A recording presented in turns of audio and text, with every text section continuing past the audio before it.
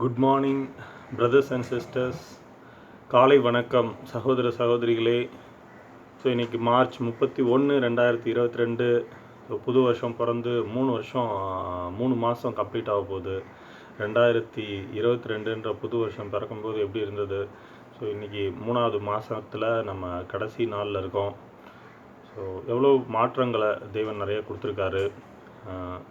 So இன்றைக்கி நம்மளோட Bible ஸ்டடின்றது மாறாமல் தொடர்ந்து அதோட ஜேர்னியில் அப்படியே போய்கொண்டிருக்கு. ஸோ இந்த மார்ச் மாதத்தில் தான் இந்த ஒரு ஷேரிங்கை பண்ணோம் அப்படின்னு சொல்லிட்டு எனக்குள்ள ஒரு ஆசை. அது தேவன் கிருபையாக என்னை வழிநடத்திட்டு இருக்காருன்னு சொல்லிட்டு நான் விசுவாசிக்கிறேன். ஸோ பிரயோஜனமாக இருக்கிறவங்க நிறைய பேர் எனக்கு கமெண்ட்ஸ்லாம் கொஞ்சம் போடுங்க. சம்திங் நம்ம இது ஒரு குரூப் ஆக்டிவிட்டியாக இருக்கணும் அப்படின்றது தான் என் மனசில் இருக்கக்கூடிய ஒரு காரியமாக இருக்குது. நம்ம இதை படிக்கும் பொழுது நிறைய பேர் ஒன்றா சேர்ந்து படிக்கிற அந்த ஒரு விஷயம் வரணும். ஒன்றா சேர்ந்து ஆராதிக்கிற விஷயம் மாதிரி, தேவனை ஒன்றா சேர்ந்து நம்ம தொழுது கொள்கிற விஷயம் மாதிரி, ஒன்றா சேர்ந்து அவருடைய வேதத்தை படிக்கிற ஒரு குரூப் ஸ்டடி, அந்த ஒரு கான்செப்ட் வரணும். ஸோ நான் பண்ணுற தவறுகளை நான் திருத்திக்கணும். நான் எதை சேஞ்ச் பண்ணணுமோ அதை நான் சேஞ்ச் பண்ணிக்கணும். ஸோ இந்த ஒரு நோக்கத்துக்காக தான் இதை நான் ஷேர் பண்ணுறேன். ஸோ இன்றைக்கி நம்ம 53வது அதிகாரம் படிக்க போகிறோம். ஸோ நான் இது சொன்ன மாதிரி, ஸோ இது நான் எல்லாருக்கூடையும் நான் ஷேர் பண்ணுறேன். ஸோ என்னோடய சர்ச் ஃப்ரெண்ட்ஸாக இருந்தாலும் சரி, அவுட் சைடில் இருக்கவங்க எல்லாருக்கூடையும் நான் ஷேர் பண்ணுறேன். ஸோ நிச்சயமாக பைபிளில் எல்லாருக்கும் தேவையான மெசேஜஸ் ரொம்ப சிம்பிளாகவே இருக்குது. என்ன நம்ம அதை அவருடைய ஜனங்களாக நம்ம முதலாவது நம்ம எடுத்து படிக்கிறோமா, அந்த பைபிள்ன்ற புக்கை நம்ம படிக்கிறோமா, தேவனுடைய வார்த்தையாக இருக்கிற அந்த ப்ரெஷியஸான அந்த கிஃப்டை நம்ம அந்த ஒரு பொக்கிஷம் மாதிரி இருக்கிற அந்த ஒரு விஷயத்தை நம்ம டெய்லி தோண்டி எடுக்கக்கூடியவங்களாக இருக்கிறோமா. ஸோ பொக்கிஷம் அப்படின்னும்போது அது விலை மதிக்க முடியாத விஷயங்கள் நிறையா இருக்குது. ஸோ நம்ம அதை டிக் பண்ணி நம்ம தோண்டி நம்ம எடுக்கக்கூடியவங்களாக இருக்கிறோமா. ஸோ ஆல்ரெடி நிறைய பேர் செஞ்சவங்களாக இருக்காங்க, நிறைய பேர் இதில் இருக்க விஷயங்களை ஆராய்ஞ்சவங்களாக இருக்காங்க. ஸோ அதை நம்ம தெரிஞ்சுக்கணும் அப்படின்னா கூட நம்ம என்ன பண்ணணும், நிறைய புக்ஸ் எடுத்து படிக்கணும். இல்லை அவங்கள பற்றிய வீடியோஸ் நிறைய இப்போ போடுறாங்க. ஸோ இப்போ நம்ம இருக்கிற காலகட்டம்ன்றது ஒரு மீடியாவோட ஒரு சம்திங் டிஜிட்டல் யுகமாக இருக்கிறனால நம்ம புக்ஸ் படித்து தான் நம்ம நிறைய விஷயங்களை தெரிஞ்சுக்கணும் அப்படின்னு இல்லை. ஆனால் அதில் ப்ளஸ்ஸும் இருக்குது, மைனஸும் இருக்குது. ஏன்னா புக்ஸுன்னும்போது அதில் ஒரு நம்பகத்தன்மை இருக்கும். ஸோ யார் எழுதுனா, எப்போ, என்ன ஏது, அது ஒரு நம்பகத்தன்மைக்குள்ளாக இருக்கும். ஆனால் ஒரு டிஜிட்டல் வேர்ல்டில் நிறைய நம்பகத்தன்மை இல்லாததாக இருக்குது. ஏதோ ஒரு வீடியோவில் யாரோ ஏதோ ஒன்று சொல்கிறாங்க அப்படின்றதுக்காக நம்ம அதை முழுசாக நம்ம நம்பிட முடியாது. அதை நம்ம ரெஃபர் பண்ணி அதை அந்த புத்தகத்தோடு எடுத்து நம்ம கனெக்ட் பண்ணி நம்ம அதை பார்க்கும்போது மாத்திரம்தான் நமக்கு அது பிரயோஜனமாக இருக்கும். ஸோ புத்தகங்கள் அப்படின்றது தேவன் நமக்கு கொடுத்துருக்க ஒரு பெரிய ஒரு பொக்கிஷம். அது நமக்கு படிப்பு, அதனால தான் ஒரு காலத்தில் படித்தவங்களை அப்படி பெரிய மரியாதையாக பார்க்கக்கூடியவங்களாக இருப்பாங்க. அது பேக்ரவுண்டில் இன்னும் நிறையா விஷயங்கள் இருக்குது. ஸோ என்ன தான் டெக்னாலஜி வளர்ந்துட்டாலும், என்ன தான் எல்லாமே சயின்ஸ் ரொம்ப பெருசாகிட்டாலும், அந்த ஒரு வீடியோஸ் அப்படின்ற ஒரு விஷயத்தை தாண்டி அதுக்கு சோர்ஸாக இருக்கிற அந்த புத்தகங்கள். ஸோ அதே மாதிரி இது புத்தகங்களுக்கு முன்னாடி பார்க்கும்போது அதுக்கு முன்னாடி ஸ்பிரிட்டாக இருக்கக்கூடியதாக இருக்குது. ஸோ ஜீசஸ் உட்காந்து அவர் புக்கெல்லாம் எழுதிட்டு இல்லை.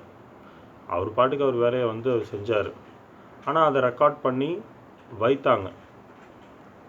அது பரிசுத்த ஆவியினோட ஒரு கிரியையாக இருக்குது. ஸோ பழைய ஏற்பாட்டில் பார்க்கும்போது இப்போ ஏசாயா அப்படின்னா அவரே அவர் நம்ம படிச்சுட்டு இருக்கோம். ஸோ அவர் பேரில் தான் புக் இருக்குது. ஸோ அவர் தான் புக்கை எழுதியிருக்காரு. அவரை பற்றி நிறைய விஷயங்கள் உள்ளே வருது, அதை நம்ம பார்க்குறோம். ஆனால் இயேசு கிறிஸ்துவை பற்றி தனக்குத்தானே ஒரு புத்தகத்தை அவர் எழுதி வைக்கலை. ரொம்ப நல்லா அவர் தன்னை ப்ரெசன்ட் பண்ணோம் அப்படின்னு நினச்சிருந்தாருன்னா அவர் அழகாக ஒரு புக்கை எழுதி வச்சுருக்கலாம். ஸோ இப்படி அப்படின்னு சொல்லிட்டு. ஸோ அவர் தன்னை ப்ரெசன்ட் பண்ணிக்கிறதுக்கு, தன்னை ரொம்ப அழகாக ப்ரெசன்ட் பண்ணிக்கிறதுக்காக இந்த பூமிக்கு வரவே இல்லை. அவர் என்ன பர்பஸ்க்கு வந்தாரோ அதை செய்து முடிச்சுட்டு அவர் பிதாவின் இடத்துல மறுபடியும் போனவராக இருக்கிறார். வானத்துக்கு ஏறி மறுபடியும் போனவராக இருக்கார், அப்படி தான் வேதம் சொல்லுது. ஸோ ஆவிக்குரிய வாழ்க்கைன்றது அப்படி தான் இருக்குது அப்படின்னு சொல்லிட்டு அவர் வந்து ஒரு உவமையில் சொல்லுவார்.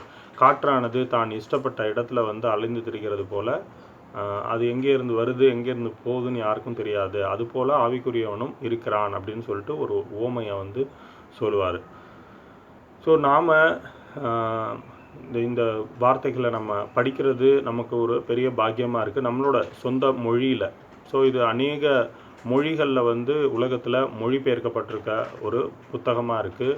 வானமும் பூமியும் ஒழிந்து போனாலும் என் வார்த்தைகள் ஒழிந்து போவதில்லை அப்படின்ற ஒரு அடித்தளமான ஒரு விசுவாசம் அதில் இருக்குது. ஸோ அது நியாயப்பிரமாணத்தை பற்றியும் சொல்லுது. அதில் உள்ள எழுத்தாகிலும் எழுப்பின் உறுப்பாகிலும் ஒழிந்து போவதில்லை அப்படின்னு சொல்லிட்டு, அதே போல் வந்து வேதத்தை பற்றி அவருடைய வார்த்தைகளை பற்றியும் சொல்லுது. அதில் உள்ள தீர்க்க தரிசனங்கள் எல்லாம் நிறைவேறி தீரும் அளவும் அப்படின்னு சொல்லக்கூடியதாக இருக்குது. தீர்க்க தரிசனங்கள்னும் போது முன்குறித்து சொன்ன ஒரு விஷயமாக எச்சரிப்பின் ஒரு சத்தமாக இருக்குது. ஸோ அந்த எச்சரிப்புன்றது நிச்சயமாக வந்து கிருபையினால் நீட்டிக்கப்பட்டு கொண்டே இருக்கக்கூடியதாக இருக்குது. ஒரு நியாய தீர்ப்பின் ஒரு காரியம் அப்படின்றது வந்து கிருபையினால் நீட்டிக்கப்பட்டு கொண்டே இருக்குது. அந்த ஒரு பேதுருவில் கூட வர மாதிரி, ஒருவரும் கெட்டு போகாமல், ஓகே அது பேதுருவில் இல்லை, யோவானில் தான், ஒருவரும் கெட்டு போகாமல் நித்திய ஜீவனை சுதந்திரிக்கும்போது தம்முடைய ஒரே பேரான குமாரனை தந்தருளி இவ்வளவாய் உலகத்தில் அன்பு கொண்டார். இது ரொம்ப ஃபெமிலியரான ஒரு வசனம். அப்புறம் தாமதிக்கிறார் என்று சிலர் எண்ணுகிறபடி அவர் தம் வாக்கு தத்தத்தை குறித்து தாமதமாக இராமல் அப்படின்னு சொல்லிய அந்த வசனங்கள் தான் ஞாபகம் வருது.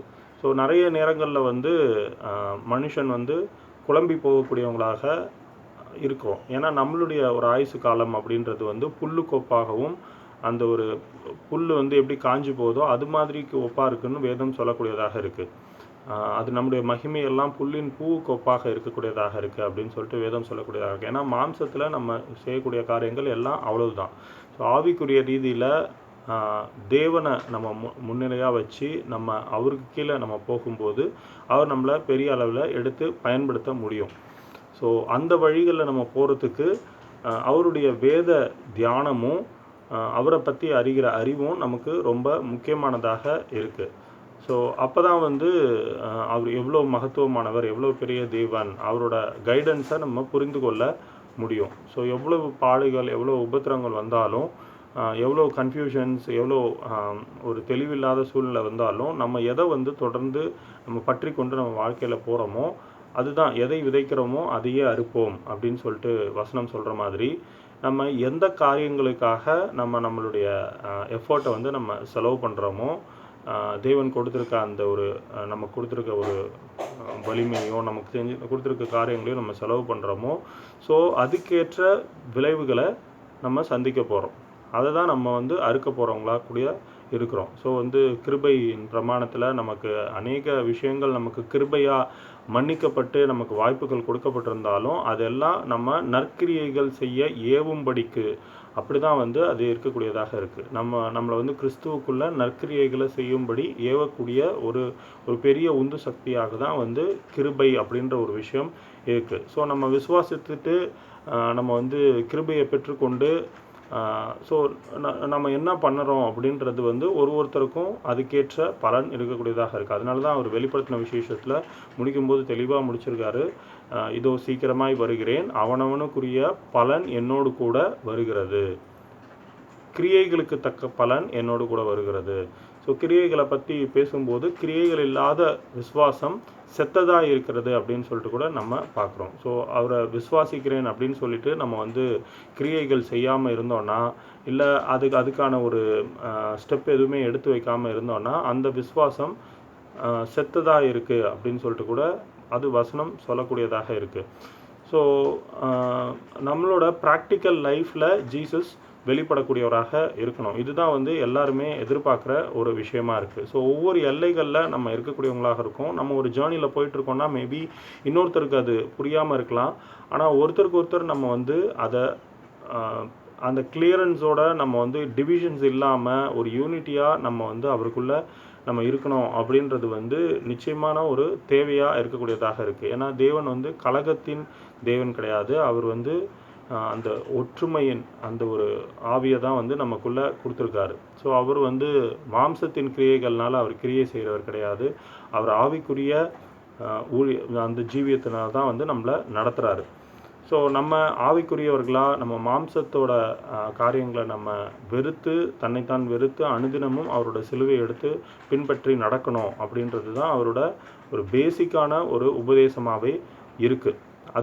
அதன்படி நம்ம போகிறோமா அப்படின்றத நம்ம செக் பண்ணி பார்த்துப்போம். ஏன்னா வந்து நம்ம நேற்று படித்த ஏசாயா 52ல் நம்ம சிலுவையை பற்றி ஒரு கிளிம்ஸை வந்து நம்ம பார்த்தோம். அந்த கடைசியில் வந்து அதுக்கான வந்து ஒரு சின்ன சின்ன விஷயங்களை நம்ம பார்த்தோம். இன்றைக்கும் நம்ம படிக்க போகும்போது நிச்சயமாக சிலுவையை பற்றிய விஷயங்களை தான் நிறைய படிக்க போகிறோம். நான் உங்கள்கிட்ட ஆல்ரெடி சொன்ன மாதிரி இது வந்து மேபி உங்களுக்கு பார்க்குறவங்களுக்கு ஒரு பெரிய இவன் சும்மா சொல்கிறான், எதுவும் ப்ரிப்பேர்லாம் பண்ணல அப்படின்னு சொல்லிட்டு ரொம்ப ப்ரிப்பேர் பண்ணி பேசுகிற மாதிரி இருக்குது அப்படின்னு கூட நீங்கள் நினைக்கலாம்.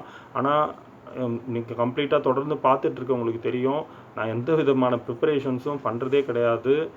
உண்மையாக நான் வந்து என்னோட டெய்லி ஒரு பைபிள் ரீடிங்கை வந்து உங்கள் கூட நான் ஷேர் பண்ணிக்கணும். அந்த ஒரு வேத தியான நேரத்தை உங்கள் எல்லாருக்கூடையும் ஷேர் பண்ணிக்கணும் அப்படின்ற ஒரே பர்பஸ் தான்.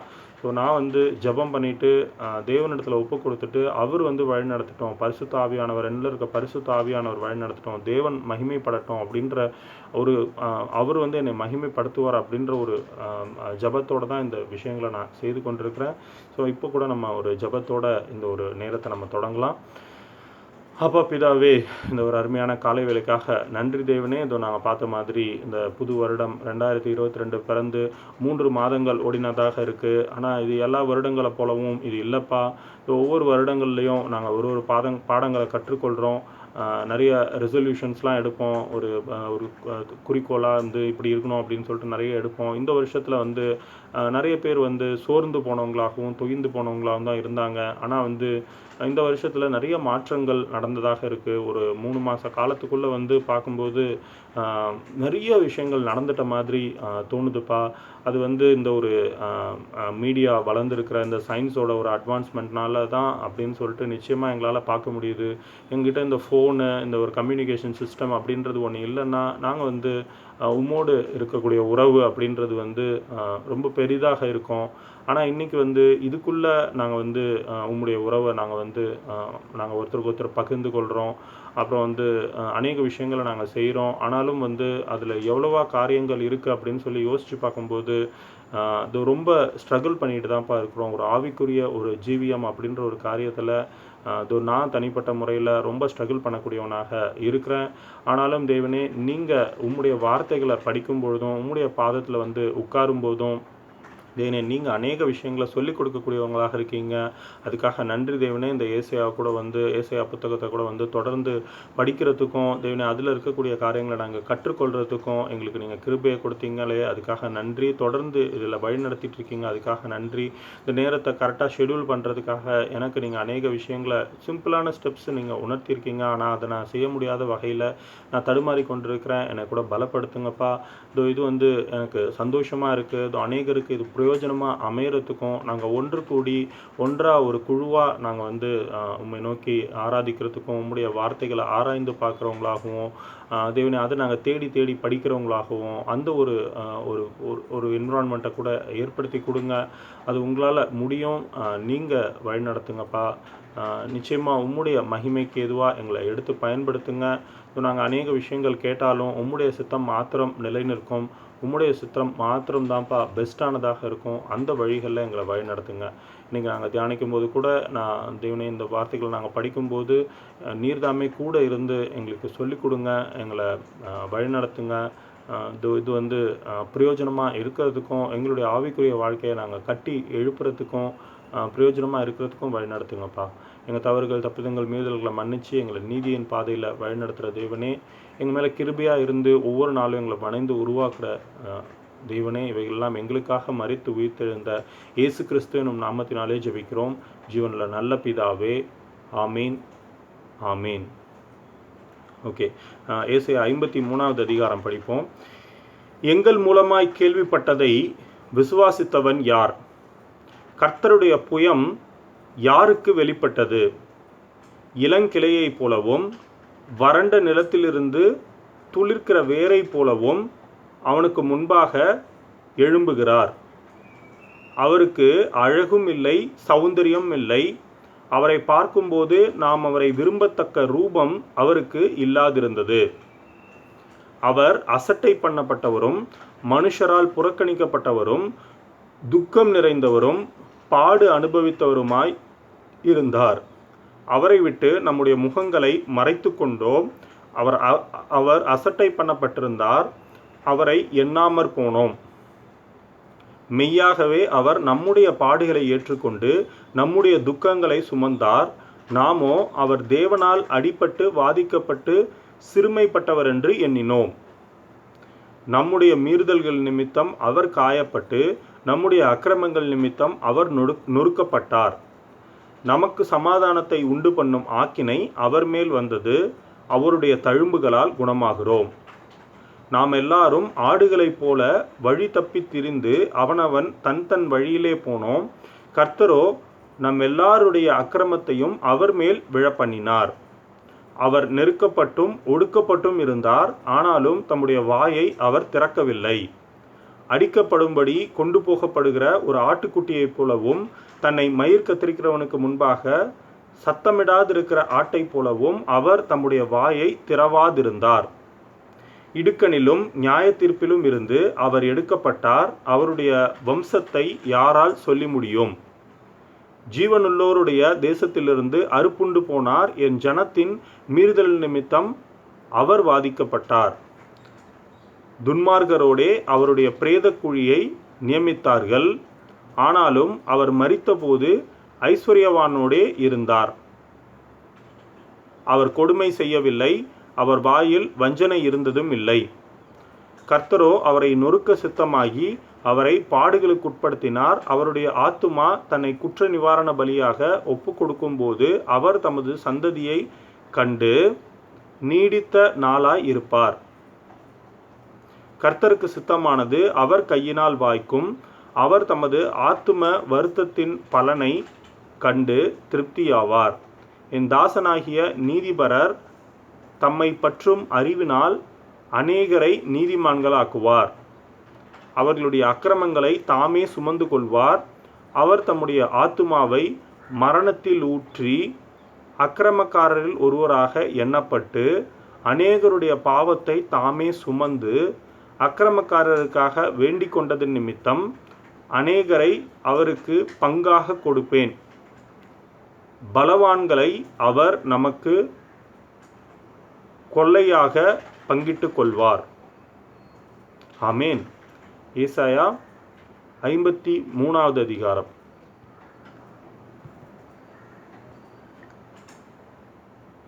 ஸோ நம்ம இங்கிலீஷ் பைபிள் ஆம்ப்ளிஃபைட் வெர்ஷன் கூட படிப்போம். Isaiah chapter 53. Who has believed, trusted in, relied upon and clung to our message of that which was revealed to us, and to whom has the arm of the Lord been disclosed? For the servant of God grew up before him like a tender plant and like a root out of dry ground. He has no form or comeliness. He has no form or comeliness. Royal kingly pomp, that we should look at him, and no beauty that we should desire him. He was despised and rejected and forsaken by men, a man of sorrows and pains, and acquainted with grief and sickness. And like one from whom men hide their faces, he was despised, and we did not appreciate his wrath. his worth or have any esteem for him. Surely he has borne our griefs, sickness, weakness, and distresses, and carried our sorrows and pains of punishment. Yet we ignorantly considered him stricken, smitten, and afflicted by God, as if we leprosy. But he was wounded for our transgressions, he was bruised for our guilt and iniquities.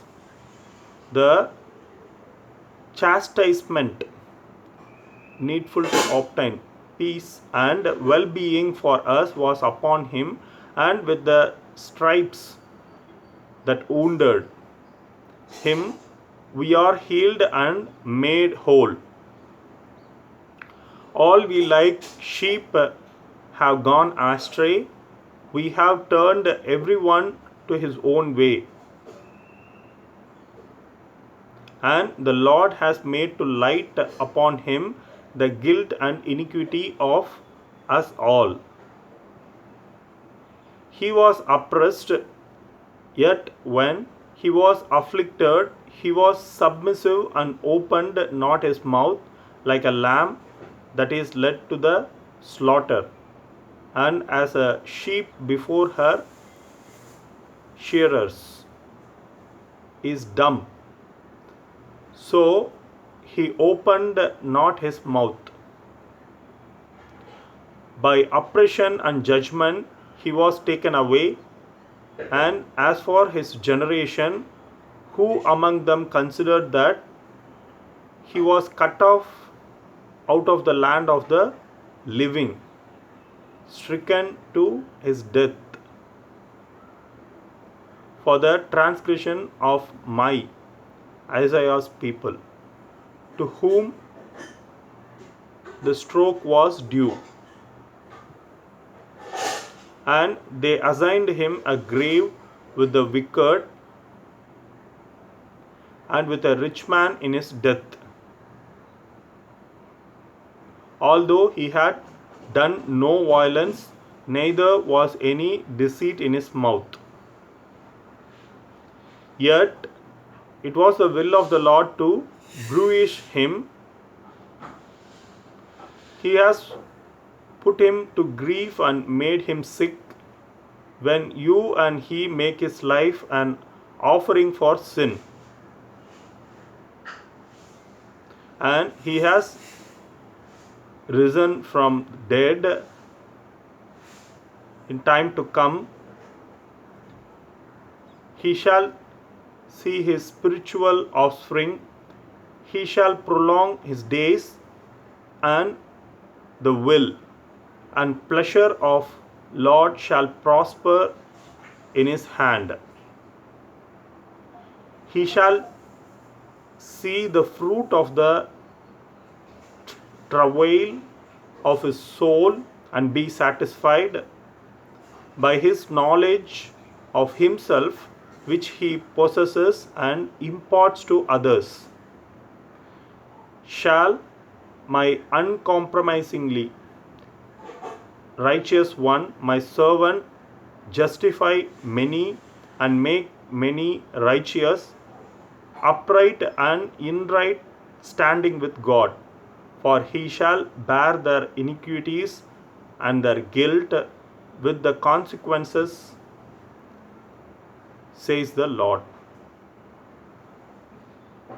Therefore will I divide him a portion with the great kings and rulers, and he shall divide the spoil with the mighty,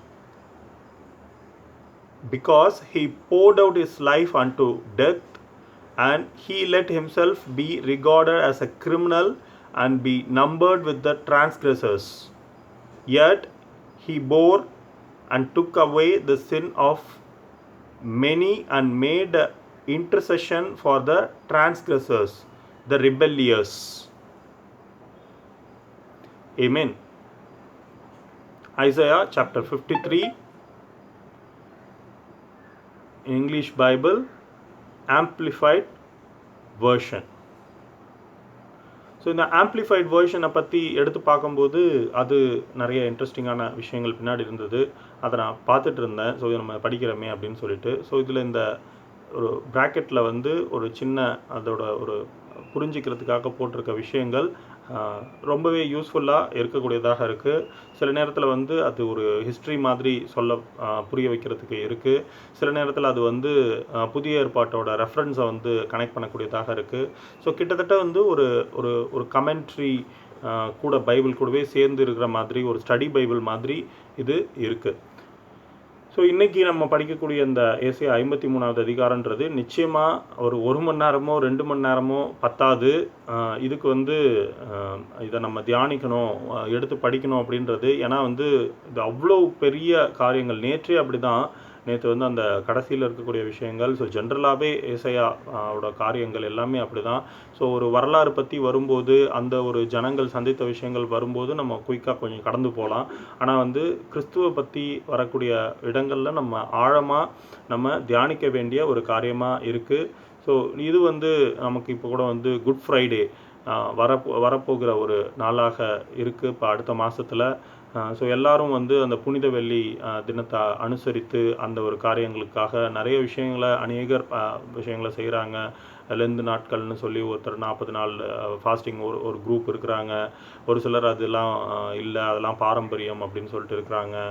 அந்த Roman கத்தோலிக்கர்கள் அவங்க ஒரு காரியங்களை செஞ்சிட்ருப்பாங்க. So வந்து ஒரு பெந்தகோஸ்தேக்காரர்கள் அவங்க ஒரு காரியங்களை செய்து கொண்டிருப்பாங்க. ஸோ எல்லாமே வந்து ஒரு ஒரு ஒரு இடத்தை நோக்கி அப்படி போயிட்டுருக்கு. ஸோ அந்த ஒரு புனித வெள்ளி அப்படின்ற ஒரு நாளுக்கு பின்னாடி அது வந்து அதை எப்படி அதை நிர்ணயித்தாங்க அப்படின்ற விஷயங்களுக்கு பின்னாடிலாம் நிறைய காரியங்கள் இருக்குது. இப்போ கிறிஸ்மஸ்க்கு வந்து அது வந்து ஒரு அசம்ஷனில் தான் அந்த டே வந்து கொண்டு போய் வைக்கிறாங்க. ஏன்னா வந்து அதுக்கான ஒரு தெளிவான ஆதாரங்கள் எதுவும் எனக்கு தெரிஞ்ச வரைக்கும் இல்லை. ஸோ அது வந்து ஓகே ஒரு டே அப்படின்னு சொல்லிட்டு அது அசம்ஷனில் வைக்கிறாங்க. ஸோ அது மாதிரி வந்து குட் ஃப்ரைடேவும் வந்து அந்த ஒரு மூன் பேஸ் பண்ணி அந்த ஒரு ஃபுல் மூன் டே அந்த ஒரு டேவை பேஸ் பண்ணி அதை பேஸ் பண்ணி வரக்கூடியதாக நான் வந்து படிச்சிருக்கேன். ஆனால் வந்து ப்ராக்டிக்கலாக நடந்த விஷயங்கள் நமக்கு தெரியும். ப்ராக்டிக்கலாக என்னென்ன விஷயங்கள் அப்படின்றது தான் இந்த பைபிளில் நம்ம படிக்கிறோம். ஸோ இப்போ இவ்வளோ விஷயங்கள் இருக்கும்போது நம்ம தேடுதல் எதை நோக்கி போகுது, நம்ம அந்த தேடுதலை நோக்கி நம்ம போகிறோமா? இன்றைக்கி விஷயங்களை நம்ம எடுத்து படிக்கும்போது ப்ராக்டிக்கலாகவும் சரி ஸ்பிரிச்சுவலாகவும் சரி நிறைய ஒரு வியூஸில் நம்ம வந்து இதை நம்ம படிக்கலாம். ஸோ நிறைய நம்ம ஒன்றா சேர்ந்து இந்த காரியங்களை செய்யும்போது ஒரு குரூப்பாக நம்ம குரூப் ஸ்டடி மாதிரி நம்ம வந்து இந்த காரியங்களை நம்ம செய்யும்போது நிச்சயமாகவே இன்னும் பெரிய பிரயோஜனமாக இது இருக்கும். எல்லாருமே ஒருத்தருக்கு ஒருத்தர் பகிர்ந்து கொண்டு இந்த காரியங்களை செய்யலாம். ஏன்னா இந்த உலகப்பூர்வமாக இருக்கக்கூடிய மனிதர்களே பெரிய காரியங்களை செய்யும்போது அப்படி தான் வந்து உலகப்பூர்வமான காரியங்களுக்கு தனிப்பட்ட முறையில் நான் தான் அப்படின்னு சொல்லிட்டு யாரும் செய்கிறது கிடையாது. ஒன்று யாரோ ஒருத்தர் வந்து டாமினேட் பண்ணி ஒரு பெரிய குரூப்பை வந்து அவங்க லீட் பண்ணி எல்லார்கிட்ட இருந்தும் வேலை வாங்கிக்கிட்டு தாம் பேரை வந்து சொல்லிப்பாங்க. ஸோ அப்படி நடக்கும். ஆனால் அங்கே கண்டிப்பாக ஒரு பெரிய குரூப் இருக்கும். அந்த குரூப்பை வந்து டாமினேட் பண்ணக்கூடிய யாரோ ஒருத்தர் சர்வாதிகாரி மாதிரி இருந்து அவங்க வந்து பெரிய எக்ஸ்ட்ரீமுக்கு காரியங்களை செய்வாங்க. இல்லை ஒரு நல்ல ஒரு குரூப்பாக எல்லாருமே ஈக்குவலாக அந்த மாதிரியே கூட வந்து காரியங்கள் நடக்குது. ஸோ நம்ம தேவனுடைய வார்த்தைகளை ஆராய்ந்து படிக்கிறதுக்கு, அவருடைய வார்த்தைகளை நம்ம தேடி தேடி படிக்கிறதுக்கு, அவருடைய ஆவியினால் நம்ம ஒருத்தருக்கு ஒருத்தர் வந்து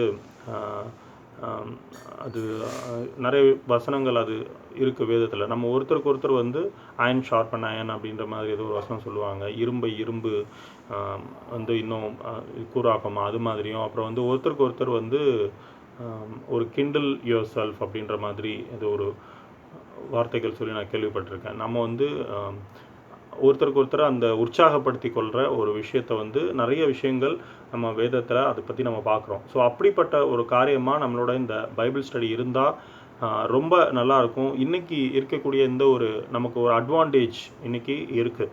இந்த சோஷியல் மீடியாஸ்னால் இன்றைக்கி இது வந்து ரொம்ப ஈஸியாக நம்மளோட டே டு டே ஒர்க்கில் நம்ம பண்ணுறதுக்கான ஒரு ஆப்பர்ச்சுனிட்டி நமக்கு இருக்குது. ஏன்னா இந்த கொரோனா டைமில், இந்த லாக்டவுன் பீரியடில் ஒரு ஜூம் மூலமாக, இந்த ஒரு டெக்னாலஜி மூலமாக தான் நம்ம சர்ச்சே வந்து நடக்கக்கூடிய காரியங்களாக இருந்துச்சு. ஸோ அது வந்து கரெக்ட் அப்படின்னா, நம்ம ஒருத்தருக்கு ஒருத்தர் நம்ம காரியங்களை நம்ம பகிர்ந்து கொள்ளும் போதும், அதுக்கும் நம்ம இதை எடுத்து பயன்படுத்துறதுல எந்த தவறும் இருக்கிறதா எனக்கு தெரியல. ஏன்னா அது தேவன் அனுமதித்தவராக இருக்கார். நம்ம ஒரு சபையின் காரியங்களே. பட் அது எவ்வளோ தூரம் வீக்காக இருந்தது அப்படின்றது நமக்கு தெரியும். நம்ம ஃபேஸ் டு ஃபேஸ் நம்ம மீட் பண்ணி அந்த ஒரு ப்ரெசன்ஸில், காடோட ப்ரெசன்ஸில் இல்லாமல் இந்த ஒரு காரியங்களை செஞ்சது எவ்வளோ தூரம் வீக்காக இருந்தது அப்படின்னு நமக்கு தெரியும். அஃப்கோர்ஸ் இதுவும் அது மாதிரி தான் ஒரு வீக்கான ஒரு காரியம்தான். ஸோ இதை வந்து ஒரு வேளை பயங்கரமாக ப்ரெசன்ட் பண்ணி ஒரு நல்ல ஒரு வீடியோவாக நல்ல வந்து முன்னாடியே ப்ரிப்பேர் பண்ணி நிறைய விஷயங்களை வந்து ஒரு ஸ்டடி மாதிரி போடக்கூடிய ஒரு விஷயமா இருந்தால், இது வந்து கண்டிப்பாக வந்து நிறைய பேர் ரீச் ஆகும், நிறைய லைக்ஸ் வரும், நிறைய கமெண்ட் வரும், நிறைய சப்ஸ்கிரிப்ஷன்ஸ் வரும். கண்டிப்பாக அது செய்கிறதுக்கு வந்து பலம் இல்லாமலாம் இல்லை. ஸோ அதுக்கான ஒரு முயற்சியாக இதை வந்து எனக்கு செய்யணும்னு தோணல. நான் வந்து நம்ம நேருக்கு நேர் உட்காந்து பேசுகிறதுக்கு பதிலாக இந்த டெக்னாலஜி நமக்கு ஒரு ஆப்ஷன் கொடுத்துருக்கு. நம்மளோட வேலைகளை நம்ம செய்து கொண்டே இருக்கிற இடத்துலையே நம்ம கனெக்ட் ஆகிறதுக்கு ஒரு சின்ன ஒரு ஆப்ஷன். அதுதான் நம்ம வந்து இந்த கொரோனா டைமில் நம்ம யூட்டிலைஸ் பண்ணிக்கிட்டோம். ஏன்னா வந்து அந்த லாக்டவுன் அப்படின்ற ஒரு இது இருந்தனால, சோஷியல் டிஸ்டன்சிங் அப்படின்ற ஒரு காரியம் இருந்தனால நம்ம மீட் பண்ண முடியாதாக இருந்தது. இன்றைக்கி எல்லாமே சரியாயிடுச்சு அப்படின்னு சொல்லிட்டு யாரும் சொல்ல முடியாது. இன்றைக்கி எல்லாம் சரியாகி இருந்தாலும், ஆனால் ஆல்ரெடி வந்து எல்லாம் தீவுகளான மாதிரி ஆயிட்டோம். ஒருத்தருக்கும் நேரம் பத்தாமல் அவங்கவுங்கள வேலைகளில் ஓடுறதுக்கான நேரம் தான் வந்து காரியமாக இருக்குது.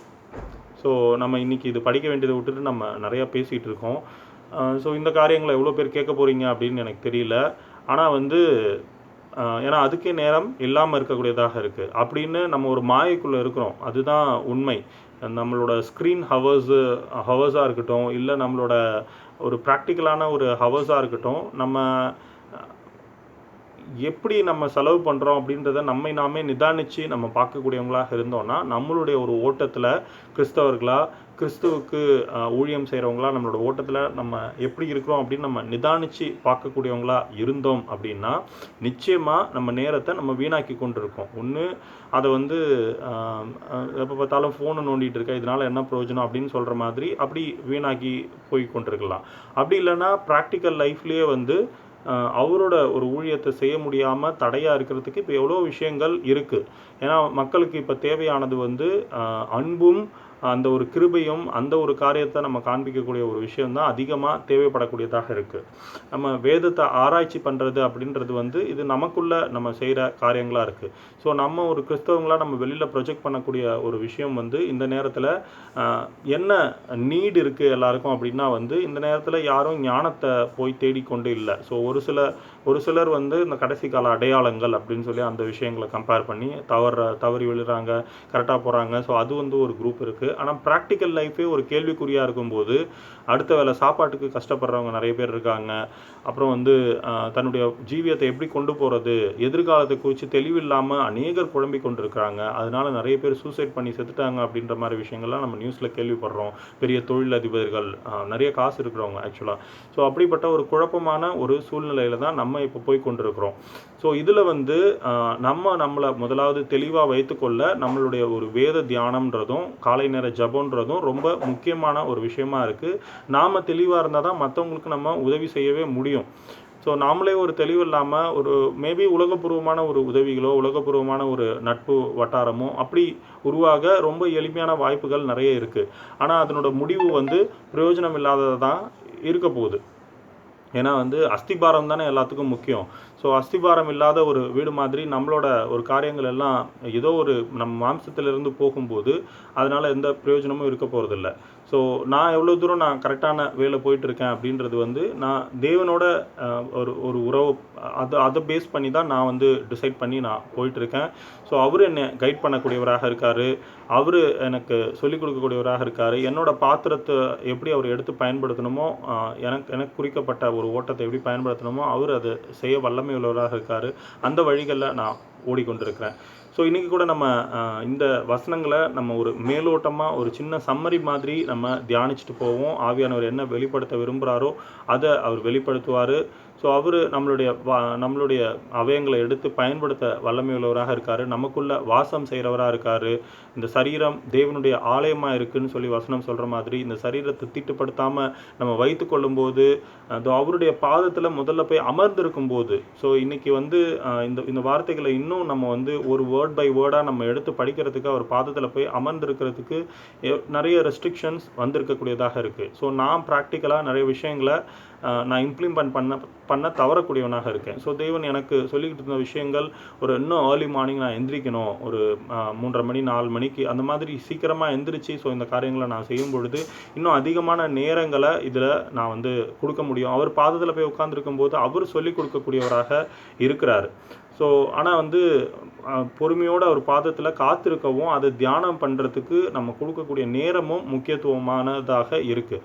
ஸோ இதனால் நிச்சயமாக வந்து நிறைய ப்ளஸ் பாயிண்ட் தான் இருக்குது. ஆனால் நம்மளோட நேரங்கள் எங்கே செலவாகி கொண்டிருக்கு, இந்த ஒரு பாயிண்ட் தான் நான் உங்கள் கூட ஷேர் பண்ணிக்கணும் அப்படின்னு சொல்லிட்டு நான் விரும்புகிறேன்.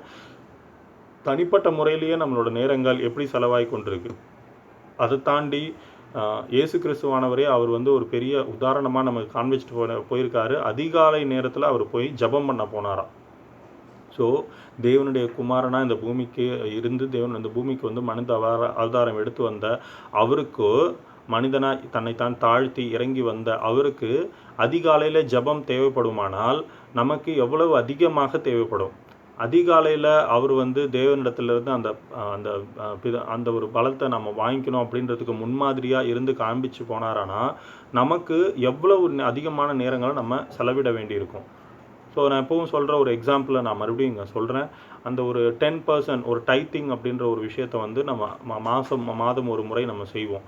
ஸோ இது வந்து மாதம் ஒரு முறை செய்யணும்னு சொல்லிட்டு வேதத்தில் எங்கேயாவது போட்டிருக்கா? எனக்கு தெரிஞ்சு இல்லை. இன்றைக்கி நம்மளோட இன்கம் சோர்ஸ் அப்படின்றது மந்த்லி பேசிஸில் தான் நிறைய பேருக்கு இருக்கக்கூடியதாக இருக்குது. அதனால அது வந்து மாதத்தை ஒட்டி நமக்கு போகக்கூடியதாக இருக்குது. உனக்கு வருகிற அந்த ஒரு இன்கமில் பெஸ்ட்டானதை தேவனுக்கு கொடு அப்படின்றத ஒரு பழைய ஏற்பாட்டில் நமக்கு ஆரம்பித்த அந்த ஒரு விஷயம்தான் இன்றைக்கி சபைகளில் ஒரு ஆதாரமாக அது இருக்கக்கூடியதாக இருக்குது. எல்லாத்துக்குமே கீழே அது ஒரு பேஸாக இருக்குது. ஸோ மாதம் ஒரு முறை கொடுக்கணும் அப்படின்னா நம்மளோட இன்கம் சோர்ஸு மந்த்லி பேசிஸில் தான் நிறைய பேருக்கு இருக்கக்கூடியதாக இருக்குது. அதில் ஒரு 10ல் ஒரு பங்கு அப்படின்றதும் அந்த பாரம்பரியமாக இருக்கிற ஒரு விஷயத்தில் வரது. அட்லீஸ்ட் குறைஞ்சது 10ல் ஒரு பங்கு மாதிரி. ஸோ இன்றைக்கி நம்ம அதை வந்து எப்படி ஒரு அரசாங்கத்துக்கு வரி செலுத்துகிற மாதிரி அந்த மாதிரிலாம் நம்ம பார்க்குறோங்களா? அதுலேருந்து தானே கற்றுக்கொண்டவங்களாக இருக்கிறாங்க உலகம் கூட. ஸோ இப்படிப்பட்ட விஷயங்கள் தான். ஒரு வாரத்துக்கு 7 நாள்னு நிர்ணயித்தது யார்? ஸோ ஏன் வந்து ஒரு வாரத்துக்கு 7 நாள் இருக்குது? ஏன் வந்து நிறைய காரியங்கள் சொல்லிக்கொண்டே போகலாம். ஸோ தேவன் எல்லாத்தையும் ஏற்படுத்தினவராக இருக்கிறார். அவர் வந்து அந்த பண்டிகைகளையும் மாத பிறப்புகளையும் ஓய்வு நாட்களையும் இந்த காரியங்கள் எல்லாமே ஒன்றுக்குள்ளே ஒன்று லிங்க்டாக இருக்குது, கனெக்டடாக இருக்குது. ஆனால் இது எவ்வளோ தூரம் பரிசுத்தமாக ஒரு ஆவிக்குரிய ஜேர்னியில் போகுது அப்படின்றது தான் வந்து ஒரு விஷயமா இருக்குது. ஸோ இப்போ இந்த டைத்திங் அப்படின்ற ஒரு விஷயத்தில் பார்க்கும்போது, ஸோ அநேகர் நம்ம கிறிஸ்தவர்களாக இருக்கிறவங்க நம்ம அந்த ஒரு 10ல் ஒரு பங்கு நம்மளோட வருமானத்தில் நம்ம வந்து சபைக்கு நம்ம கொடுக்கக்கூடியவங்களாக இருப்போம். ஸோ அது வந்து ஒரு பெரிய ஒரு மன உறுதியாக கன்விக்ஷனாக நம்ம செய்வோம். ஸோ அதே மாதிரி ஒரு நாளின் பெஸ்ட் பார்ட், அதாவது ஒரு நாளில் வந்து கிருபையாக நம்ம செய்யக்கூடிய தேவனாக இருக்கார். பெஸ்ட் பார்ட்னா ஃபஸ்ட்டு எழுந்திரிச்சு ரிஃப்ரெஷ் பண்ணி அவரோட பாதத்தில் போயிட்டு நம்ம உட்காரக்கூடியவங்களாக இருக்கணும். ஸோ அப்படி உட்கார்ந்து அந்த நேரத்தை வந்து ஒரு 24 மணி நேரம் ஒரு நாளைக்குன்னா அதில் ஒரு குறைஞ்சபட்சம் அதோட அந்த கம்பேரிசன் மாதிரி பார்க்கும்போது 10ல் ஒரு பங்கு அப்படின்னு சொல்லி பார்த்தா 24 மணி நேரத்தில் 2.25 மணி நேரம், 2 மணி நேரம் 40 நிமிஷம் ஒரு படம் பார்க்குற நேரம் தான். ஸோ அதோட கம்பேர் பண்ணுறதுக்காக மன்னிச்சுக்கோங்க. ஸோ அப்படிப்பட்ட நேரங்களை நம்ம டைத்திங் பண்ணுற மாதிரி அட்லீஸ்ட் தசம பாகம் கொடுக்குற மாதிரி ஒரு 10ல் ஒரு பங்கு நேரத்தை ஒவ்வொரு நாளும் நம்ம கொடுக்கக்கூடியவங்களாக இருக்கிறோமா? ஏன்னா வாரத்துக்கு ஒரு நாள் நம்ம அவரை ஆராதனை செய்கிறது, அவருடைய சமூகத்தில் போய் உட்கார்றது, சபையில் உட்கார்றது அப்படின்றது வந்து எப்படி வந்து தசம பாகத்தை ஒரு நியாயப்பிரமாணத்துக்கு ஒப்பிட்டு சொல்லுவோமோ அதே மாதிரி தான் இதுவும் கிட்டத்தட்ட வந்து அந்த ஒரு ஓல்ட் டெஸ்டமெண்ட் ஒரு காரியங்கள் தான். புதிய ஏற்பாட்டில் நம்ம பார்க்கும்போது அப்போஸ்தலருடைய நடவடிக்கைகளை பார்க்கும்போது அனுதினமும் ரட்சிக்கப்படுகிறவர்களே அவர் சேர்த்து கொண்டு வந்தார் அப்படின்ற ஒரு வசனம் வரும். டெய்லி பேசிஸ் நிறைய ஒரு விஷயங்கள் டெய்லி பேசிஸில் தான் இருக்கும். அதில் வந்து ஒருத்தருக்கு ஒருத்தர் வந்து நம்ம என்கரேஜ் பண்ணிக்கிற விஷயமா இருக்கட்டும், இல்லை வந்து சபை நடக்கிற விஷயமே on daily basis full time ஒர்க்கர்ஸாக இருக்கக்கூடிய காரியங்கள் தான் நிறைய இருக்கும். ஸோ இன்றைக்கி நமக்கு நிறைய ரெஸ்ட்ரிக்ஷன்ஸ் ஒரு வேளை இருக்கலாம். அட்லீஸ்ட் நம்மளோட ஒரு பைபிள் ஸ்டடி அப்படின்ற ஒரு விஷயமோ, அவர் ஆராதிக்கிற ஒரு விஷயமோ, அவருக்காக நம்ம பண்ணுற வர்ஷிப் அப்படின்ற ஒரு விஷயமும் இன் டெய்லி பேசிஸ் இருக்குதான்னு சொல்லிட்டு நம்மளை வெரிஃபை பண்ணி பார்ப்போம். ஸோ மறுபடியும் எனக்கு தெரியாது எத்தனை பேர் வந்து இந்த காரியங்களை பார்ப்பீங்க அப்படின்னு சொல்லிட்டு. ஆனாலும் என்னால் முடிஞ்ச அளவுக்கு இது வந்து கொண்டு போயிட்டு ரீச் அவுட் பண்ணுறது, தேவன் என்னிடத்துல என்ன சொல்கிறாரோ, எனக்கு என்ன உணர்த்துறாரோ அதை உங்களுக்கு ரீச் அவுட் பண்ணுறது எனக்கு அவர் கொடுத்த ஒரு டாஸ்காக இருக்கக்கூடியதாக இருக்குது. ஸோ நம்ம சபையாக ஒரு சகோதர சகோதரிகளாக இணைத்து வைத்த தேவன் நிச்சயமாக வந்து நிறைய நமக்காக வந்து ஒரு சித்தங்களை வைத்து தான் அந்த காரியங்களை செஞ்சுருக்காரு. நம்ம எதை தேர்ந்தெடுக்கிறோமோ அந்த ஒரு காரியங்களில் அந்த ரூட் போகக்கூடியதாக இருக்கும். ஸோ நம்ம அவருக்கேற்ற ஒரு காரியங்களில் ஒரு அட்லீஸ்ட் வந்து ஃபஸ்ட்டு நம்ம வந்து ஒரு ஒரு ஒரு ஒரு சின்ன ஸ்டெப்பாக நம்ம சின்ன சின்ன காரியங்களை ஒரு ஒரு ஒரு டைம் பேசிஸில் நம்ம அதை வந்து கொடுக்கக்கூடியவங்களாக அட்லீஸ்ட் நம்ம இருக்கணும் அப்படின்றது தான் நான் புரிந்து கொள்கிறேன். ஏன்னா இந்த உலகப்பூர்வமாக நீங்கள் ஏதோ ஒரு காரியத்தை செய்யணும், ஏதோ ஒரு பெரிய விஷயம் செய்யணும்னா கூட படிப்பே எடுத்துக்கோங்க, அதுக்கான நேரத்தை நம்ம கரெக்டாக நம்ம கொடுத்தா தான். வேலையை எடுத்துக்கோங்க, அதுக்கான நேரத்தை நம்ம கொடுத்தா தான் அதனுடைய பலன் கிடைக்கக்கூடியதாகும். தேவன் அப்படின்னும் போது அவர் வந்து அந்த ஒரு மல்கியா புஸ்தகத்தில் நினைக்கிறேன், அவர் வந்து வருத்தத்தில் சொல்லக்கூடியவராக இருப்பார். எனக்குரிய கணம் எங்கே அப்படின்னு சொல்லிட்டு அவர் அங்கே கேட்பார். நான் வந்து தேவனானா எனக்கு நீங்கள் வந்து என்னுடைய கணம் எங்கே, நீங்கள் எப்படிப்பட்டதை கொண்டு வந்து எனக்கு பலி செலுத்துறீங்க, நசல் கொண்டதையும் ஊனமானதையும் கொண்டு வந்து எனக்கு கொண்டு வந்து கொடுக்குறீங்க, அதை கொண்டு போய் உன் அதிபதிக்கு செலுத்து, அவன் ஏற்றுக்கொள்வானா பார் அப்படின்னு சொல்லிட்டு தேவன் சொல்லக்கூடிய விஷயந்தான் எக்ஸாக்டாக நான் இங்கே ஃபீல் பண்ணுறேன். ஸோ நமக்கு உலகப்பூர்வமான விஷயங்களை தேவன் வந்து நோ சொல்லிட்டு நம்மளை ஒரு துறவிகளை போலவோ இல்லை ஒரு சன்னியாசியை போலவோ உட்கார சொல்லலை நம்மளை தேவன். ஆனால் அதை விட மேலான ஒரு அழைப்பு தான் நம்மளை அழைத்திருக்காரு. அவர் நம்மளோட தேவைகளை சந்திப்பேன் அப்படின்னு சொல்லக்கூடியவராக இருக்காரு. ஆனால் இதில் தேவனுடைய அழைப்பு ரொம்ப முக்கியமானதாக இருக்குது. அவர் அழைக்கிறதுக்கு பாத்திரமாக நம்ம இருக்கிறோமா அப்படின்றதும் முக்கியமானதாக இருக்குது. ஸோ அவருடைய அழைப்பு வரட்டும், நான் செஞ்சுக்கிறேன் அப்படின்னு சொல்லிட்டு நம்மளை பாத்திரப்படுத்தி கொள்ளாமல் இருந்தோன்னா, அவருடைய வழிகளில் நம்ம போகாமல் இருந்தோன்னா அவர் எப்படி அழைக்க முடியும்? ஸோ அவர் வந்து நம்மளை ரொம்ப உயர்ந்த ஸ்தானத்தில் நம்மளை வைத்து தான் அநேக விஷயங்களை சொல்லியிருக்காரு. என்னை காட்டிலும் பெரிய காரியங்களையும் செய்வான் அப்படின்னு இயேசு கிறிஸ்து வந்து சீஷர்களை பார்த்தும் சொல்லக்கூடிய ஒரு வசனம் எனக்கு ஞாபகம் வருது. அவரை காட்டிலும் பெரிய விஷயம் நம்மளை ஏதாவது செஞ்சிட முடியுமா? ஸோ அப்படி நம்மளை ஒரு உயர்ந்த ஸ்தானத்தில் வந்து தேவன் வந்து அவருடைய ஆவியினால் நம்ம நிரம்பும் பொழுது அந்த காரியங்களை செய்வோம் அப்படின்னு சொல்லிட்டு நம்ம மேலே கான்ஃபிடென்ட் வைத்து சொன்னவராக இருக்கார். கடைசி நாட்களில் நான் மாம்சமான யாவர் மேலும் என்னுடைய ஆவியை ஊற்றுவேன் அப்படின்னு சொன்ன வசனங்கள் எனக்கு ஞாபகம் வருது. ஸோ அவருடைய ஆவியை எவ்வளோ தூரம் நம்ம சார்ந்து கொள்கிறோம், அவருடைய ஆவி ஊற்றப்படும் போது எவ்வளவு தூரம் நம்ம அதை ரிசீவ் பண்ணிக்கக்கூடிய ஒரு இடத்துல நம்ம இருக்கிறோம், எதை நம்ம அட்ராக்ட் பண்ணக்கூடிய அளவில் நம்முடைய ஒரு காலங்கள் இருக்குது அப்படின்னு சொல்லிட்டு நம்ம பார்ப்போம். ஸோ நிச்சயமாக நான் இப்போ தடை போட்டு நான் நிறுத்தக்கூடியவனாக இருக்கிறேன். என்னுடைய வார்த்தைகளுக்கு நான் தேவன் என் மூலமாக பேசுகிற விஷயங்களுக்கு நானே தடை போட்டு இப்போ நான் நிறுத்தக்கூடியவனாக இருக்கிறேன். என்னுடைய ஒரு லிமிட்டை இப்படி நிற்கக்கூடியதாக இருக்குது. ஏன்னா அடுத்தது நான் ப்ரிப்பேர் ஆகிட்டு ஜாப் போகிற இந்த விஷயங்கள் வந்து எனக்கு ஒரு லிமிட்டேஷன்ஸை உண்டாக்குது. நெக்ஸ்ட்டு குழந்தைங்க தூங்கிட்டு இருக்காங்க, அவங்கள ரிஃப்ரெஷ் பண்ணோம், நிறைய விஷயங்கள் ஒரு லிமிட்டேஷனாக போய்கொண்டிருக்கு. ஆனாலும் இன்றைக்கி படிக்க வேண்டிய வார்த்தைகளையாவது அட்லீஸ்ட்டு நம்ம வந்து ஒரு தியானத்துக்குள்ளே ஒரு ரொம்ப சின்ன ஒரு லிமிட்டட் டைம்குள்ளே தான் போகிறோம். அதுக்காக தான் நான் இவ்வளோ தூரம் நான் வந்து பேசிட்டேன். ஏன்னா வந்து இதை படிக்கிறதுக்கு நிச்சயமாக இன்றைக்கி ஹோல் டே பத்தாது. அது ஒரு வார்த்தைகளையும் தாண்டி போகவே முடியாது. அது வந்து எவ்வளோ தூரம் சொல்லி நிறைவேற்றப்பட்ட ஒரு தீர்க்க தரிசனங்களாக இருக்குது. ஃபுல்ஃபில்டு ப்ராப்பர்சிஸ் அப்படின்னு சொல்லுவாங்க இல்லையா? ஸோ அந்த மாதிரி நிறைவேறின ஒரு தீர்க்க தரிசனங்களாக இருக்குது. இன்னும் நிறைவேற காத்திருக்கிற விஷயங்களை நம்ம எவ்வளோ தூரம் ஜாக்கிரதை உள்ளவர்களாக நம்ம அணுகணும் அப்படின்றதுக்கு இதெல்லாம் அவர் சொல்லி நிறைவேற்றாது இருப்பாரோ அப்படின்ற வசனங்கள் எனக்கு ஞாபகம் வருது. அவர் சொன்னால் அதை நிச்சயமாக செய்வார், அதை செய்து கொண்டு இருக்கிறார். இப்போவும் நம்ம மூலமாக செய்கிறார். இன்னும் அநேக விஷயங்களையும் அவர் செய்து கொண்டு இருக்கிறார். நம்ம கண்கள் காணாதது எவ்வளோ விஷயங்கள் எத்தனையோ பேர் எடுத்து பயன்படுத்தி கொண்டிருக்கிறார்.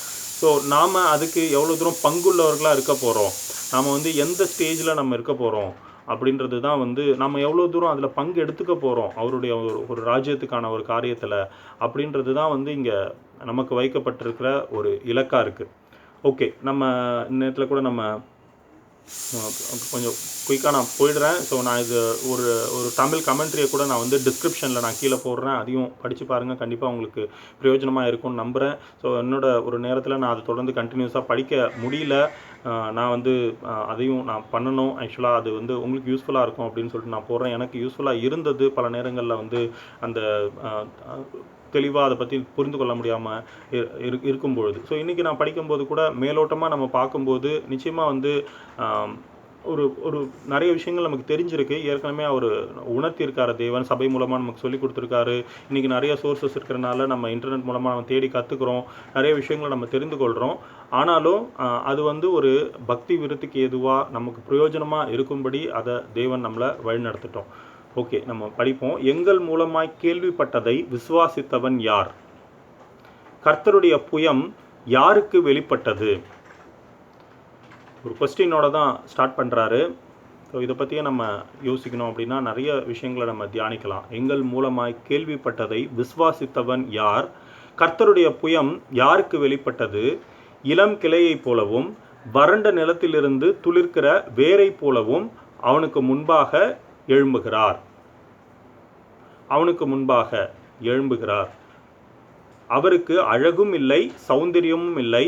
அவரை பார்க்கும்போது நாம் அவரை விரும்பத்தக்க ரூபம் அவருக்கு இல்லாதிருந்தது. ஸோ யார் என்ற கேள்வியை கேட்டுட்டு அந்த யார் அப்படின்றதுக்கு அந்த அவனுக்கு அப்படின்ற ஒரு வார்த்தை இங்கே பதிலாக இருக்குது அப்படின்றத நான் இப்போ புரிந்து கொள்கிறேன். இந்த நிமிஷம் அதை படிக்கும்போது எனக்கு அது புரியக்கூடியதாக இருக்குது. யார்? Who has believed, trusted in, relied upon and cling to our message of that which was revealed to us, and to whom has the arm of the Lord been disclosed? கர்த்தருடைய புயம் யாருக்கு வெளிப்பட்டது? For the servant of God. So அதனால தான் இந்த version நான் உங்கள்கிட்ட சொல்லிகிட்டு இருந்தேன். ஸோ ரொம்ப ஈஸியாக ஒரு ப்ராக்கெட்டில் அழகாக போட்டாங்க. ஸோ அவருடைய ஒரு ஊழியக்காரருக்கு சர்வன்ட் ஆஃப் காட். இன்றைக்கி அதுலேயே நிறைய கான்ட்ரவர்சிஸ் இருக்குது. நீ உண்மையாக ஊழியம் செய்கிறியா, நான் உண்மையாக ஊழியம் செய்கிறேன்னான்னு சொல்லிட்டு ஒருத்தருக்கு ஒருத்தர் நம்ம உதவி செய்ய வேண்டிய கிறிஸ்தவர்களாக நம்ம வந்து ஒரு ஊழியக்காரன் தவறும் போது அவனுக்கு உதவி செய்ய வேண்டியவங்களாக இருக்க வேண்டிய நம்ம வந்து வேறு விதமாக அது வந்து நடக்கக்கூடிய விஷயங்களை நம்ம பார்க்குறோம். ஒருத்தர் குறை சொல்கிற மாதிரியும் ஒருத்தர் கிண்டல் பண்ணிக்கிற மாதிரியும். ஸோ அது மேலோட்டமாக இருந்தால் ஓகே. டு த கோர் வந்து உதவி செய்யக்கூடிய காரியங்கள் நடந்ததுன்னா கர்த்தருக்கு ஸ்தோத்திரம். ஸோ இந்த நேரத்தில் for the servant of God grew up before him like a tender plant and like a root out of dry ground. For grew up before him.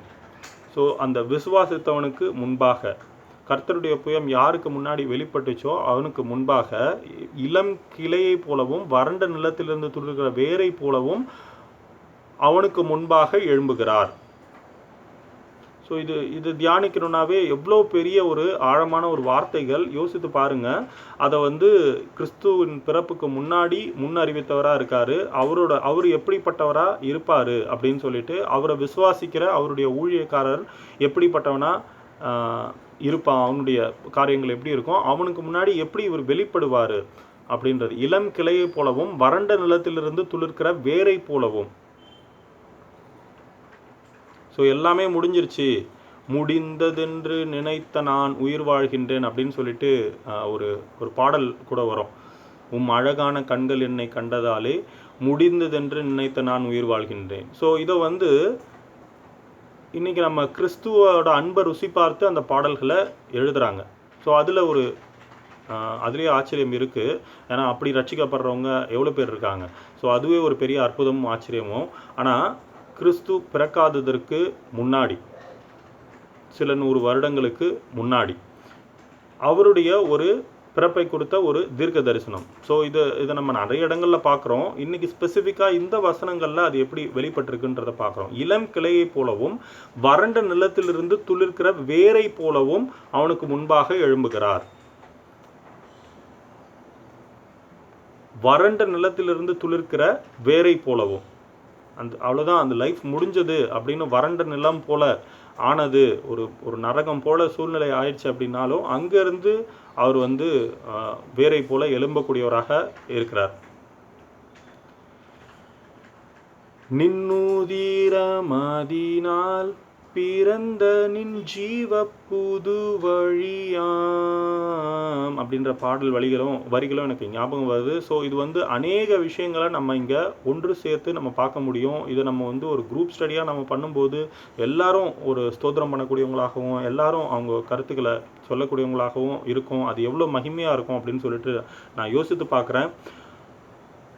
அவருக்கு அழகும் இல்லை, சௌந்தரியமும் இல்லை. அவரை பார்க்கும்போது நாம் அவரை விரும்பத்தக்க ரூபம் அவருக்கு இல்லாதிருந்தது. He has no form or comeliness அப்படின்ற வார்த்தை போட்டிருக்காங்க. Royal kingly pomp that we should look at him and no beauty that we should desire him.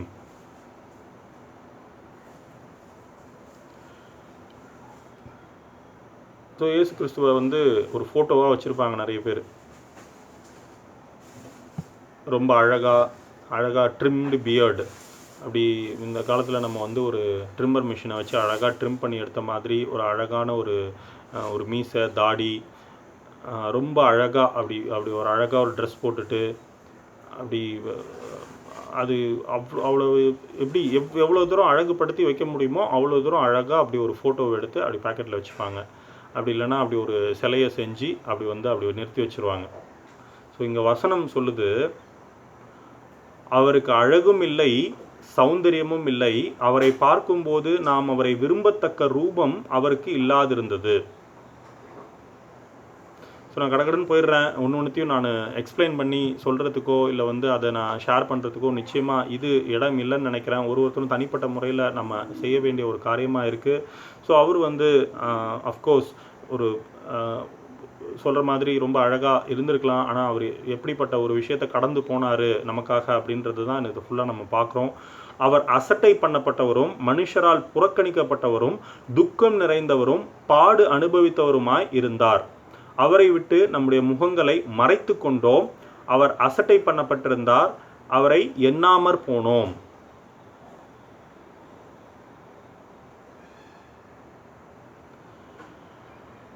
மெய்யாகவே அவர் நம்முடைய பாடுகளை ஏற்றுக்கொண்டு நம்முடைய துக்கங்களை சுமந்தார். நாமோ அவர் தேவனால் அடிபட்டு வாதிக்கப்பட்டு சிறுமைப்பட்டவர் என்று எண்ணினோம்.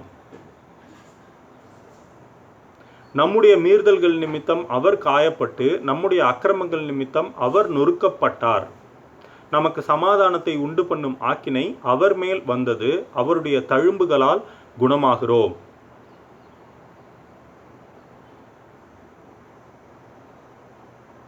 நாம் எல்லோரும் ஆடுகளைப் போல வழி தப்பித் திரிந்து அவனவன் தன் வழியிலே போனோம். கர்த்தரோ நம் எல்லோருடைய அக்கிரமத்தையும் அவர் மேல் விழ பண்ணினார்.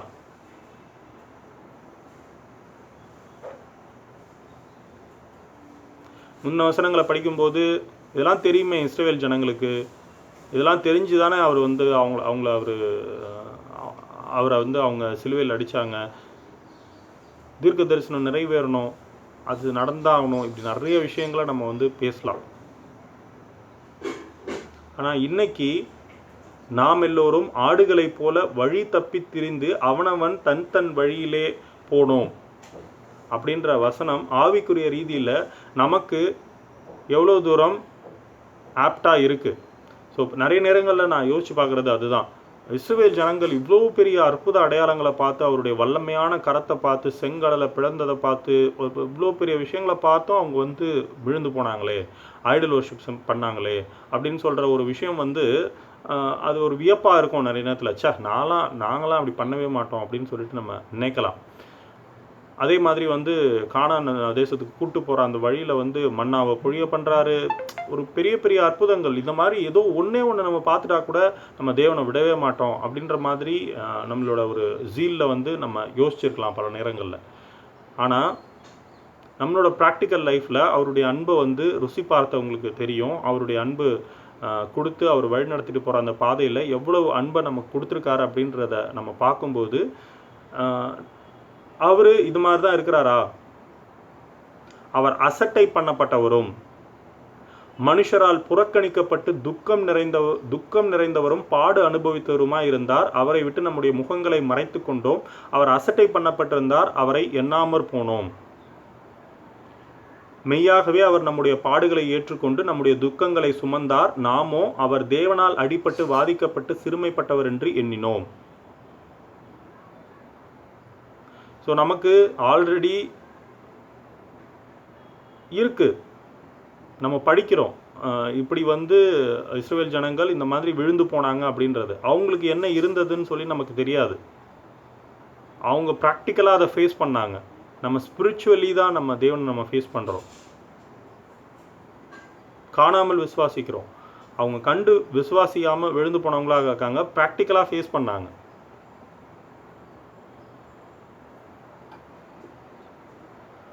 நாம் எல்லாரும் ஆடுகளைப் போல வழி தப்பி திரிந்து அவனவன் தன் வழியிலே போனோம். கர்த்தரோ நம் எல்லோருடைய அக்கிரமத்தையும் அவர் மேல் விழப்பண்ணினார். அவர் நெருக்கப்பட்டும் ஒடுக்கப்பட்டும் இருந்தார். ஆனாலும் தம்முடைய வாயை அவர் திறக்கவில்லை. அடிக்கப்படும்படி கொண்டு போகப்படுகிற ஒரு ஆட்டுக்குட்டியைப் போலவும் தன்னை மயிர் கத்திரிக்கிறவனுக்கு முன்பாக சத்தமிடாதிருக்கிற ஆட்டை போலவும் அவர் தம்முடைய வாயை திறவாதிருந்தார்.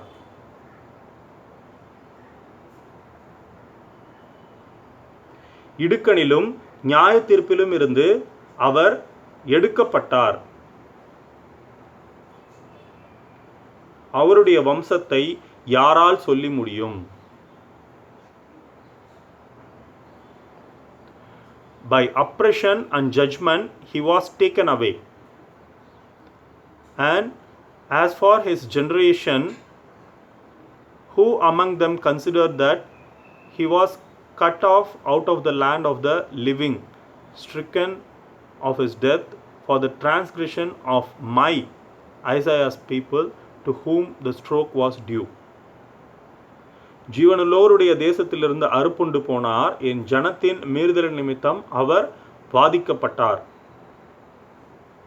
ஒரு 3 வருடங்களுக்கு முன்னாடி 4 வருடங்களுக்கு முன்னாடி இந்த வசனத்தை படித்திருந்தா எப்பேற்பட்ட மனிதனாக இருந்தாலும் சரி, அதை படிக்கும்போது அவருடைய ஆவினால் நிரம்பி படிக்கும் பொழுது நிச்சயமாக நம்மளை அறியாமல் நமக்கு கண்ணீர் தாரையாக வரக்கூடியதாக இருக்கும். நம்ம அப்படிப்பட்ட ஒரு ஆவினால் வழிநடத்தப்பட்டிருப்போம். ஆனால் இன்னைக்கு நம்ம எவ்வளோ தூரம் ஒரு கடினமான சூழ்நிலையில், மோசமான ஒரு சூழ்நிலையில் நம்ம இருக்கிறோம் அப்படின்றதுக்கு ஒரு உதாரணம் இதெல்லாம். நம்ம பார்த்துருக்கோம். இதுக்கு முன்னாடி நம்ம ஏசாயா படிக்கும்போது அந்த ஒரு இஸ்ரவேல் தேசத்தை பற்றி தேவனுடைய கையிலிருந்து அவருடைய உக்கிரத்தின் பாத்திரத்தை வாங்கி குடித்திருக்கிற சியோன் குமாரத்தியே அப்படின்னு சொல்லிட்டு அந்த ஒரு வசனங்கள்லாம் நம்ம பார்த்துருக்கோம். ஸோ அப்படிப்பட்ட ஒரு சூழ்நிலையில் தான் இன்றைக்கி நம்ம இருக்கிறோம். ஸோ எத்தனை பேர் நம்ம இன்னும் உணர்வு இல்லாதவர்களாக இருக்கிறோம். தேவன் அவருடைய கோபத்தினால தான் இத்தனை மாதங்களாக சபையை மூடி போட்டவராக இருக்கார். நம்ம ஆராதிக்கிற ஆராதனையை அவர் ஏற்றுக்கொள்ளலை அப்படின்றத எத்தனை பேர் இன்னும் உணர்வடையாமல் நம்ம இருக்கிறோம். எப்படியோ நம்ம ஆராதிச்சிட்டோம், எப்படியோ நம்ம இருக்கிறோம் அப்படின்னு சொல்லி நம்ம நினைத்து கொண்டிருக்கிறோமா? இல்லை தேவனுடைய அவருடைய ஒரு கோபத்தின் வெளிப்பாடுக்கு அவர் ஒரு ஒரு அடையாளங்களை காண்பித்து கொண்டிருக்கிறார் அப்படின்றத நம்ம இன்னும் உணர்ந்திருக்கிறோமா? சர்வ வல்லமையுள்ள தேவனாக இருக்கிற அவருடைய அனுமதி இல்லாமல், அவருடைய ஒரு சித்தம் இல்லாமல் அவருடைய சபைகள் மூடப்படுறது அப்படின்றது யாராலையும் செய்துவிடவே முடியாது. இத்தனை மாதங்களாக இவ்வளோ நாளாக அது மூடப்பட்டிருந்து இப்போ மறுபடியும் ரிஃப்ரெஷ் ஆகி அவருடைய ஒரு கிருபை கொஞ்சம் சம்வாட். ஆனால் எவ்வளோ தூரம் அது எத்தனை பேருக்கு பிரயோஜனமாக இருக்குது, என்ன காரியங்களுக்காக, என்ன மோட்டிவ்க்காக நம்ம மறுபடியும் ஒரு சபை கூடுதலில் நம்ம பங்கெடுத்துக்கிறோம், நம்மளுடைய இருதயம் எதை நோக்கி இருக்குது அப்படின்னு நம்ம ஆராய்ந்து பார்க்க வேண்டிய ஒரு முக்கியமான ஒரு விஷயமா இருக்குது. நிறைய பேசலாம், ஆனால் அதுக்கான காலங்கள்லாம் இப்போ இல்லை அப்படின்றது தான் தோணுது. இது ஒருத்தரும் தியானிக்க வேண்டிய ஒரு விஷயமா இருக்குது. தனிப்பட்ட முறையில் அவர் பாதத்தில் உட்கார்ந்துருக்க வேண்டிய ஒரு ஒரு நேரமாக இருக்குது. ரட்டுடுத்தி சாம்பலில் உட்காந்து அழ வேண்டிய ஒரு நேரமாக இருக்குது. அநேக ஆத்துமாக்கள் ரட்சிக்கப்படணும் அப்படின்றதுக்காக, அநேக ஆத்துமாக்கள் மீட்கப்படணும் அப்படின்றதுக்காக அவர் செய்ய வல்லமை உள்ளவராக இருக்கார். நாம் எவ்வளோ தூரம் அதில் பங்கு எடுத்துக்கக்கூடியவங்களாக இருக்கிறோம். நம்மளுடைய பங்கு அதில் என்னவா இருக்குது? இந்த ஒரு பாத்திரத்துக்கு என்ன மகிமையை அவர் மகிமைப்படுத்தணும் அப்படின்னு சொல்லி அந்த பாத்திரத்துக்கு என்ன காரியங்கள் வச்சுருக்காரோ அதுக்கு தகுதி உள்ளவங்களாக நாம் இருக்கிறோமா? அகெயின் அவருடைய பாதத்தில் விழுந்து அழுந்து அவருடைய ஒரு தகுதியுள்ளவர்களாக அவருடைய அழைப்பை பெற்றுக்கொண்டு நம்ம ஊழியம் செய்கிறது ரொம்ப முக்கியமானதாக இருக்குது. துன்மார்கரோடே அவருடைய பிரேத குழியை நியமித்தார்கள்.